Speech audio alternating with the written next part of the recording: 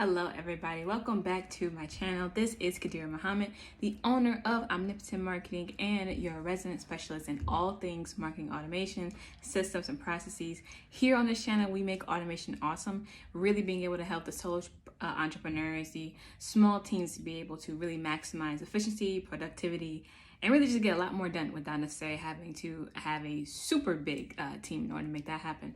So in this episode, or in this video episode, whatever it is, I actually want to talk a little bit more about outsourcing and virtual assistants, because I touched on that in the last video and I want to talk about it a little bit more, and really in how you're going to need to do it as soon as possible. And you're going to need to be prepared for it as soon as possible. So what I mean is this: a lot of times people don't really think about like outsourcing until they absolutely need it, until they really need it, when they're burnt out, when their spouse tells them, hey, you're working too hard here, I need you more at home. It takes a lot to be able to make that happen. And it takes a lot to deal with that when you're in the moment, right? When you're used to doing everything by yourself, and you're not used to sharing it with anybody. You're not used to, just being able to relax. I mean, it becomes a lot when you realize that if you ever got sick, your business really can't run without you. Like it really can't do it. Would you even be able to survive an hour if your business, wasn't where it needed to be? And I ran into a lot of clients who deal with that, and they're so used to being on the go. I mean, one of my clients has like 3 phones. Okay, he has 3 phones. He has like a ton of tenants, and he struggles sometimes with being able to separate the work. And I'm trying to help him separate the work, because if it doesn't happen, if something happens to him, a lot of things are gonna fall through the cracks. And it's also not just about those really serious situations, but also it's just about like there gets to a point where you should not be focusing on certain areas that you are. So right, if you're the owner or you're the operations manager, like if you're that person, then that means that at a certain point you shouldn't be handling smaller customer issues, smaller customer problems. People should not be able to just call you up and reach you like directly. Like it gets to a certain point where there needs to be a level of separation. There needs to be a level of, you got to go through a couple people to get to me, right? And you have to build that in. I just built that in with myself and my own clients, right? For most of my clients, I can be their project manager, where I just hired somebody else to help me with that. And I separated it out, and I told my clients, hey, if you need to contact me, if you need to set up a call with me, that's more than just the regular calls that you get from me. You need to set a meeting on my calendar. You can't even just call me and tell me, hey, we got to set up a meeting.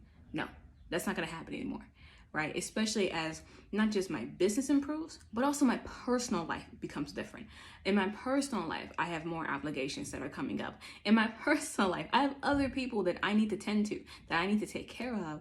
And that means I need to set aside time for them.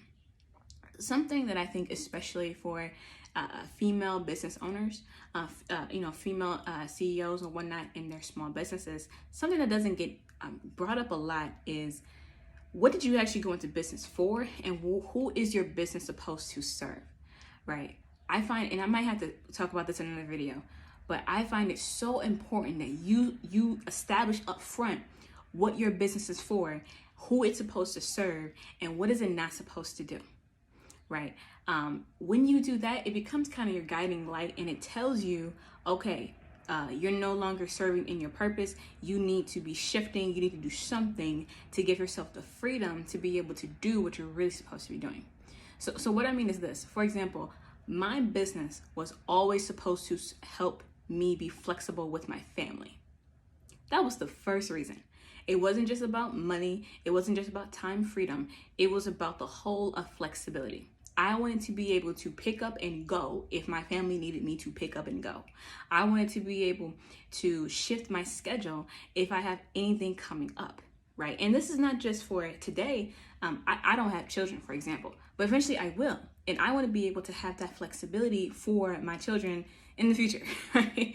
And I want to do that now when I have the time and the capabilities of putting that in place. Because I've seen, I've seen it. I'm friends with a lot of people who have children already, and they're trying to run a business and have the child, and there's like that level of inflexibility when you're just starting a business, that it becomes difficult to do that. When it's just you and you don't have help, you don't have an outsourced team, it gets hard, right? I decided up front that family was always number one. My business will always play second fiddle to my family. It just always will. There is no other option, because that's what I want. Because I care more about family than I do about money. And that's just me. Now, I like money, don't get me wrong. I like money, I like making money, I like different ways of being able to get the money. But family is always more important to me. And so my business is created and it gets developed, it gets nurtured through a lens of the purpose of you is to make it easier for my family. The purpose of you is to give me more time to give to my family. And if there comes to a point where too much time is being taken in the business and it's getting stripped from my family, conversations need to be had and different actions need to be pursued, right? And so me thinking of that in that lens allows me to understand, oh, let's not take on any tasks or any actions that are not conducive to that role, to that purpose, right? So let's outsource this. I will pay somebody before I do anything at this point. I'm getting better and better at it. Sometimes I still do it because it's kind of me a little bit. I like to just get stuff done, and sometimes I think it's easier, but it's not easier. It's harder. It's harder when you have to spend 2 more hours on something you could have just paid somebody $100 to do for you.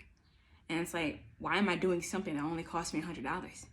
And that's $100 over 2 hours, which means it's really only costing me $50 an hour. Aren't I worth more than $50 an hour?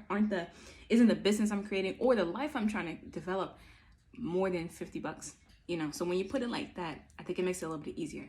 But you really want to kind of see things through a certain lens to make it easier for you to be able to make certain decisions. It doesn't become too hard.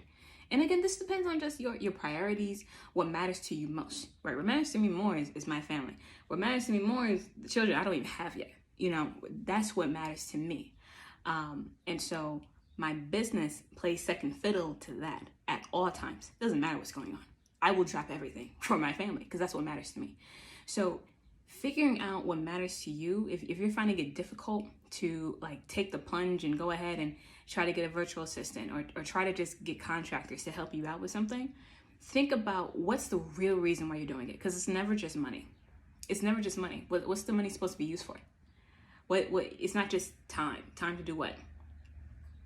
You just want time for time's sake? That's boring. When you're given time, you use the time for what you want it to be used for. When you get money, you use the money for what it's supposed to be used for, or money gets used for you. I've run that situation. You get a little bit of money and then money gets used for something else, and because you didn't have a plan for it, right? So we usually have a plan when we say we want money and or financial freedom, I should say, or time freedom. Time to do what? Finances to finance what? Figure out what that is. And I think you'll find it much easier for you to relinquish control and go ahead and hire people to help you do the things that either you shouldn't be doing or you're just not that good at. And if you'd like some help into how to actually find a VA, how to hire a VA, what's that process? What should you be doing? How should you be getting started? I actually created a course. It's a short course, but it's jam-packed with a lot of knowledge and information on how to actually hire a virtual assistant. If you go to Khadirah.com/courses, you'll actually see the course listed in there. This is a really good course. It has a lot of my tools, things I use in a daily basis. You guys actually get a sneak peek into one of my 17-page standard operating procedures, because I'm that girl. I am that girl. I do this for a living, and I love that. And I show you guys an example of what that looks like. And so you can see kind of how I build things out. How do I record videos for my virtual assistants? How do I even write the SOPs? Then how do I find the people? Then how do I vet the people? Then how do I actually bring them on? I show you actually how to do all of that in this very low cost course. So again, go to Khadirah.com/courses, and the link is also going to be in the description below. But that's all I got for you all. Thank you so much for watching, and I will catch you all in the next video. This has been Khadirah.